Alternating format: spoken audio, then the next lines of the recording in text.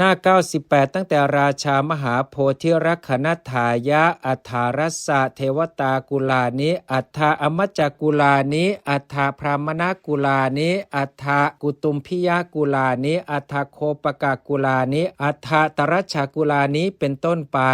พระราชาพระราชทานตระกูลเทวดา18ตระกูลอมาตย์8ตระกูลพราหมณ์8ตระกูลกุตุมพี8ตระกูลเลี้ยงโค8ตระกูลเสือดาว8และตระกูลชาวกาลิงคะ8ไว้เพื่อรักษาต้นมหาโพธิ์และพระราชทานหม้อทอง8หม้อเงิน8ใบไว้เพื่อรดน้ำวงเล็บต้นมหาโพธิ์แล้วทรงให้ยกต้นมหาโพธิ์ขึ้นสู่เรือพร้อมด้วยบริวารนนี้ที่แม่น้ำคงคา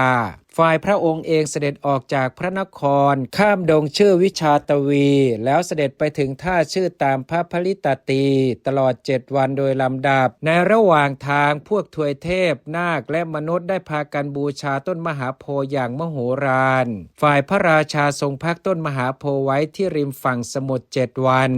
แล้วได้ทรงถวายราชสมบัติอย่างใหญ่ในสากลทวีปคราวนี้เป็นการทรงถวายราชสมบัติในชมพูทวีปครั้งที่3แก่ต้นมหาโพธิ์นั้นพระเจ้าอโศกธรรมราชาครั้นทรงบูชาวงเล็บต้นมหาโพธิ์ด้วยราชสมบัติอย่างใหญ่อย่างนั้นแล้วในวันปาติโมกข์แรกวงเล็บคือแรม1 ค่ำแห่งเดือนมิคาศิรมาศวงเล็บคือเดือนอ้ายจึงทรงยกต้นมหาโพธิ์ขึ้นเสด็จลุยน้ำไปประมาณเพียงพระศรทรงวางไว้บนเรือแล้วทรงรับสั่งให้แม้พระนางสังฆมิตาเถรี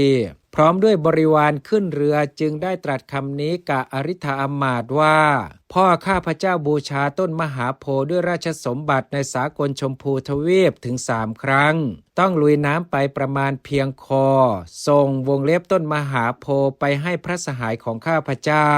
แม้พระสหายของข้าพเจ้านั้นก็จงทรงบูชาต้นมหาโพธิ์เหมือนอย่างนี้แหละเท้าเธอครั้นพระราชทานข่าวสารแก่พระสหายอย่างนั้นแล้วทรงคร่ำครวญประคองอัญชลีประทับยืนหลังพระอสุชนอยู่ว่า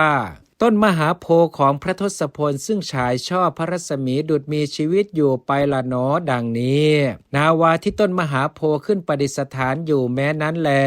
เมื่อมหาชนจ้องมองแลดูอยู่ก็ออกวิ่งไปสู่ท้องทะเลหลวงเหล่าระลอกคลื่นในมหาสมุทรเงียบประมาณโยชน์1โดยรอบเหล่าปฐุมชาติเบญจพรรณก็แย้มบานทิพยดุริยางค์ดนตรีทั้งหลายก็บรรลือลั่นอยู่บนอากาศกลางหาวได้มีการบูชาอันโอฬารยิ่งนักซึ่งพวกทวยเทพผู้อาศัยอยู่ในอากาศทางน้ำบนบกและที่ต้นไม้เป็นต้นบันดาลให้เป็นไปแล้วพระนางสังฆมิตาเถรีทำให้ตระกูลนาคทั้งหลายในมหาสมุทรสะดุ้งกลัวแล้วด้วยวงเล็บจำแรงเป็นรูปสุบรรณวงเล็บคือนิรมิตเป็นรูปครุฑ